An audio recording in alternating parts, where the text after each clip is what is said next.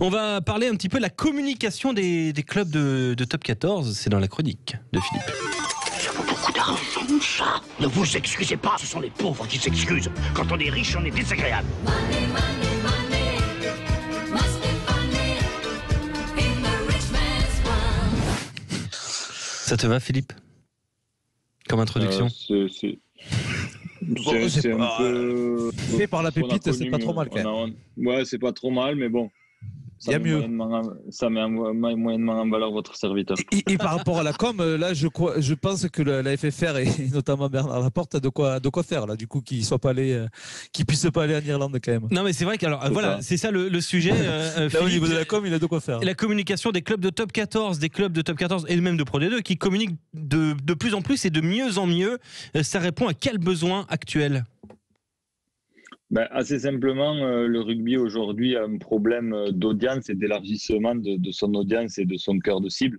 Les enquêtes réalisées par la Ligue ces dernières années montrent qu'il y a un vieillissement des supporters dans les stades et que les clubs ont une difficulté à aller chercher de nouveaux publics et notamment un public de jeunes.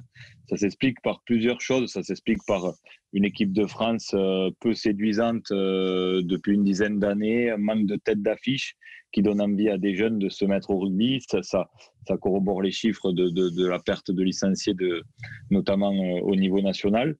Et donc, cette communication, elle a pour but d'aller chercher de nouvelles cibles et des audiences là où elles sont, et notamment sur cette cible jeune à travers les réseaux sociaux. Oui, effectivement. Quelle est aujourd'hui la part à peu près accordée en termes de moyens financiers? Si on veut donner des chiffres, ça dépend évidemment en fonction des clubs, mais est-ce que tu as une idée un petit peu des montants à allouer chaque saison? En réalité, pour l'instant, c'est des montants assez faibles puisque toute cette stratégie digitale est menée, vous le savez aussi bien que moi, par ce qu'on appelle les community managers. Il y a peu d'achats. Il y a peu d'achats d'espace médias sur le digital aujourd'hui de la part des clubs par rapport aux médias traditionnels. Donc les coûts, c'est essentiellement des coûts humains, mais qui se développent de plus en plus. C'est-à-dire qu'il y a des gens dans le staff à la vidéo pour produire des contenus, pour avoir une visibilité très récurrente sur les réseaux sociaux. Il y a des community managers. Il y a des communiqués de presse, il y a des attachés de presse. Donc, il y a du staff qui est dédié à la stratégie digitale, que sont les community managers. Et puis, autour de ça, il y a une partie des équipes communication qui sont sur les sujets digitaux.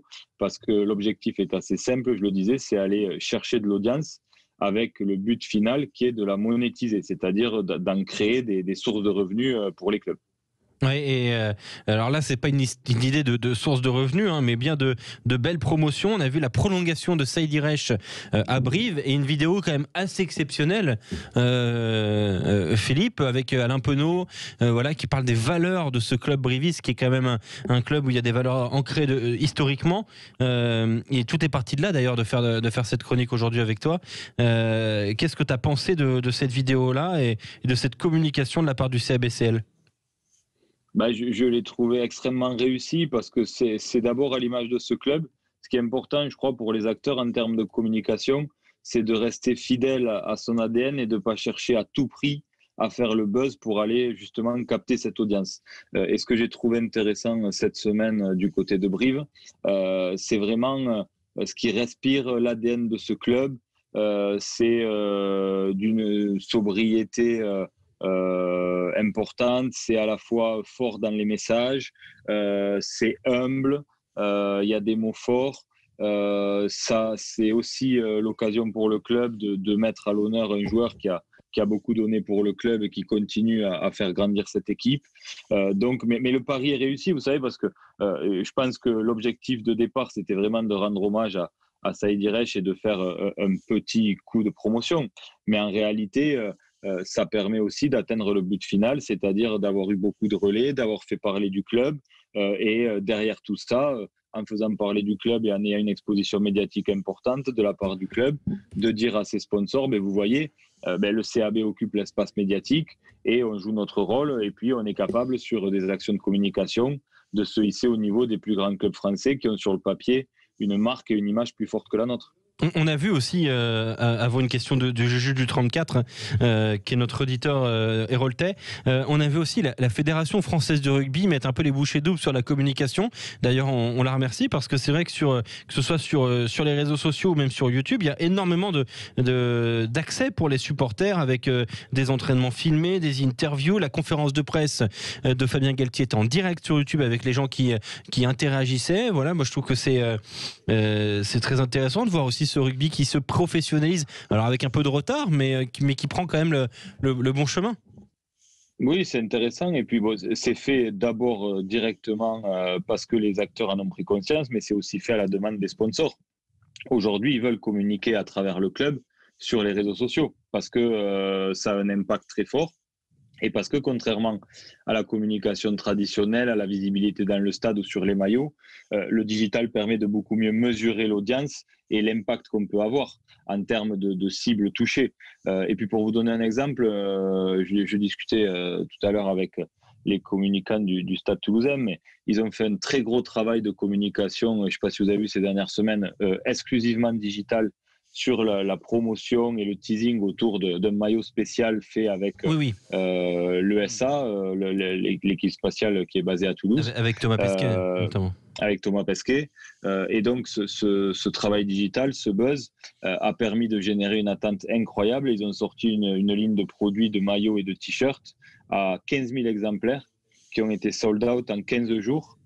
Juste grâce à la qualité de cette campagne digitale. Donc, ça a vocation, en effet, à simplement communiquer et à occuper l'espace, mais in fine, à générer des revenus, que ce soit merchandising ou en amenant de nouveaux publics dans le stade qui consommera de la billetterie, des hospitalités et tous les produits associés les jours de match. Et question de Juju du 34 au 0826 300 300. Oui, bonsoir Philippe, Juju 34. Je voulais te poser une question, notamment, mais bien sûr, que les réseaux sociaux, mais on peut y aller gratuitement, donc faire bien sûr du teasing ou alors le buzz pour ceux qui veulent.